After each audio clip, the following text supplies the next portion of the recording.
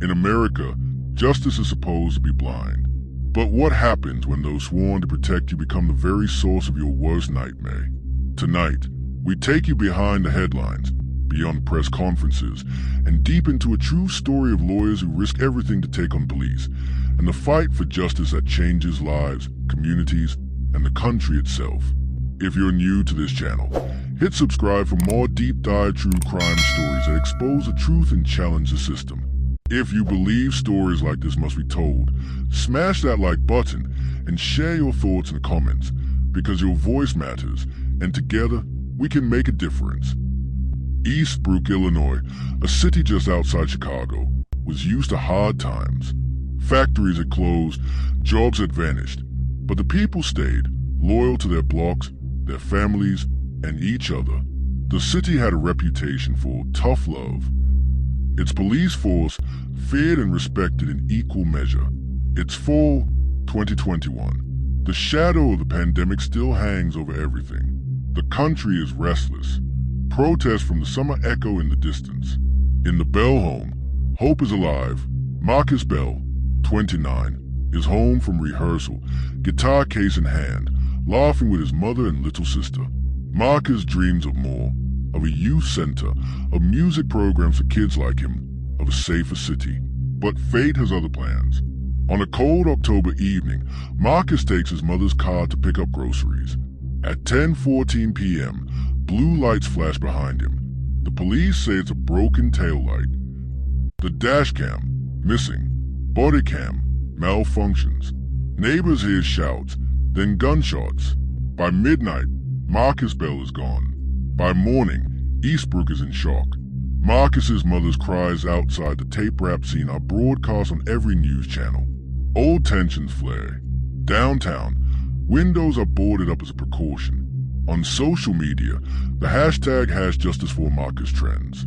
The police are quick to release a statement. Marcus resisted arrest. He reached for a weapon. He posed a threat.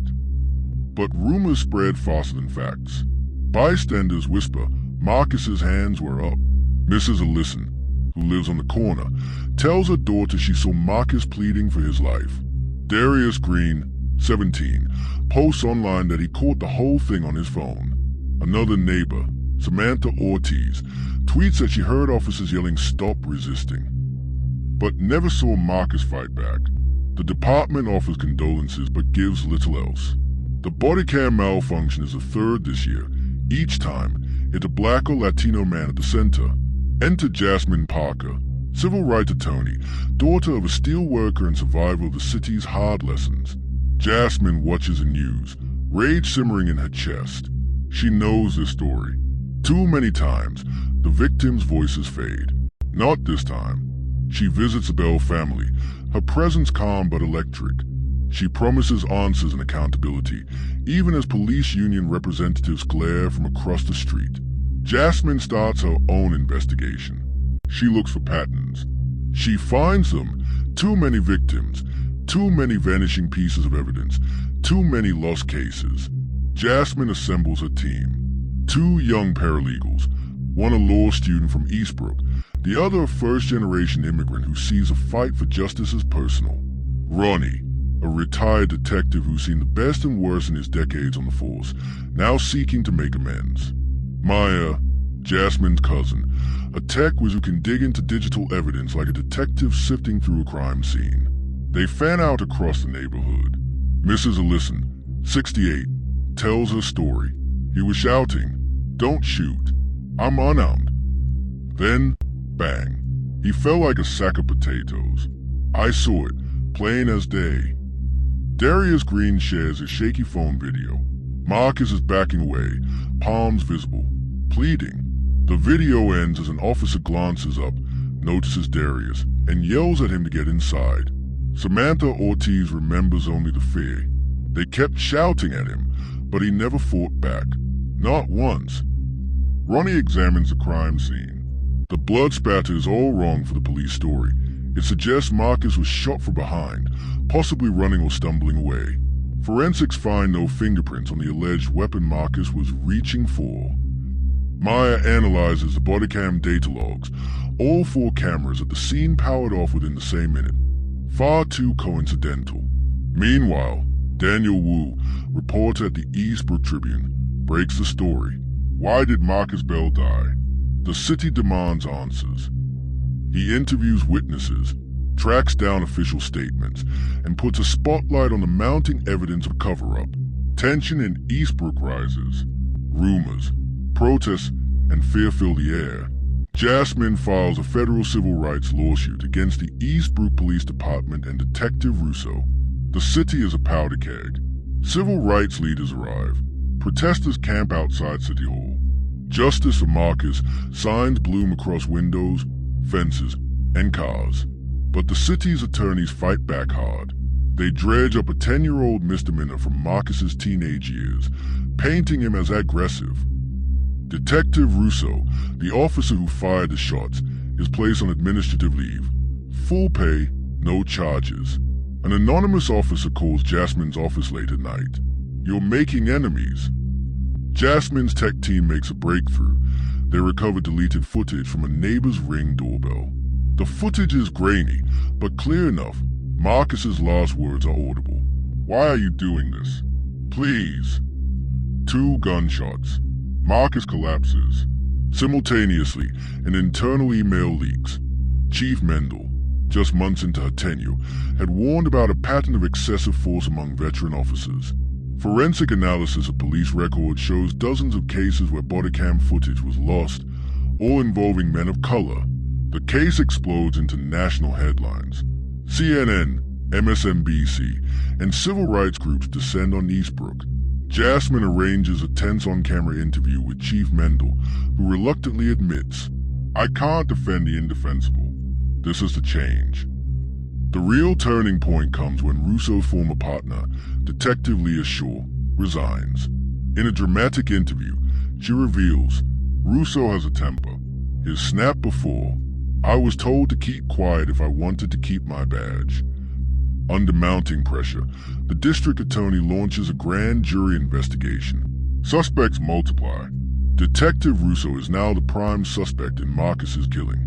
Officers Blake and Howland, who responded to the scene, are under scrutiny for possibly perjuring themselves and tampering with evidence. Public reaction is deeply divided. Marcus's mother appears on national TV, pleading for peace and justice. Counter-protesters arrive, waving back the blue banners. Online, Daniel Wu's reporting faces backlash and his family receives threats. The city teeters on the edge.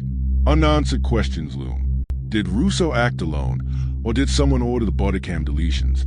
Is this truly the work of a few bad apples, or is the rot deeper? Why were so many prior cases buried? The federal lawsuit proceeds to court. National media flock to Eastbrook. The city's legal team is formidable, seasoned, well-funded, and determined to avoid setting precedent. Jasmine faces them, undaunted. Trial scenes. Jasmine's opening argument is forceful and clear. She shows the jury the recovered cell phone and Ring footage, overlaying witness testimony. The city's lawyers counter by attacking the character of witnesses, questioning the chain of custody for the footage, and hinting at police danger in high-crime neighborhoods. Detective Shaw, now free from departmental pressure, testifies, "We were discouraged from reporting misconduct. You kept your head down or you were gone." Detective Russo takes a stand. He insists he feared for his life, but stumbles under Jasmine's relentless cross-examination. His story changes under pressure, timeline shift. The forensic expert testifies. There is no physical evidence Marcus ever held the alleged weapon. The trajectory and residue patterns show he was shot from behind, hands up. The jury is shown the uncut cell phone footage. The courtroom is silent. Some jury members wipe away tears. After 2 days of deliberation, the verdict comes in. The city and Detective Russo are found liable for wrongful death, excessive force, and civil rights violations. The Bell family is awarded $16 million in a formal public apology. The Department of Justice opens a wider probe into Eastbrook PD, revealing a pattern of abuse and a culture of silence. Chief Mendel, having survived a brutal few months, announces sweeping reforms. Immediate replacement of leadership. Mandatory use of functioning bodycams. Implicit bias and de-escalation training.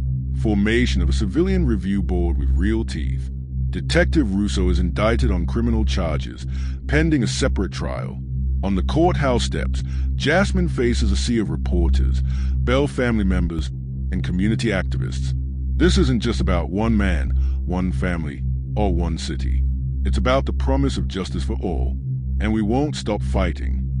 But victory is never absolute. Controversies remain. Did city officials knowingly enable cover-ups, or simply look the other way? Will reform stick, or will old habits resurface once the spotlight fades? Several officers retire quietly, avoiding discipline. Some community members, especially older black residents, remain wary. We've heard promises before. We want to believe, but Daniel Wu publishes his final article, a searing editorial. True justice isn't measured by verdicts or settlements. It's measured by whether the next Marcus Bell lives to tell his story. For now, Eastbrook waits, watches, and remembers. The story closes with Marcus's mural, freshly repainted after being vandalized. His mother lights a candle beneath it, joined by dozens from the community. Jasmine Parker leads a march, not in protest this time, but in hope, with signs reading "Justice for Marcus, Justice for All." In the battle for justice, lawyers like Jasmine Parker aren't just fighting police departments. They're challenging a system designed to protect itself, even at the cost of innocent lives. Do you believe true accountability is possible? Or are these victories just temporary wins in a much larger war? Let us know your thoughts in the comments. If you found this story powerful, subscribe and share to help us shine a light on stories that matter. Because together, our voices can drive real change.